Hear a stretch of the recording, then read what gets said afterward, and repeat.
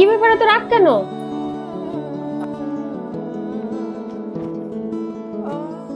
N খাবারটা খেয়ে নেন।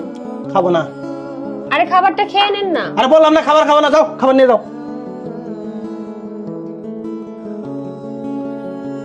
বাহ, বাবা তো আজকে অনেক তাড়াতাড়ি খেয়ে ফেলছে। না, তোমার বাবা খাবার খায় নাই, রাগ করে আছে। কি খাবে না মানে? খাবার না খেলে অসুস্থ হয়ে যাবে না? দেন তো আমার কাছে খাবার খাবে না মানে?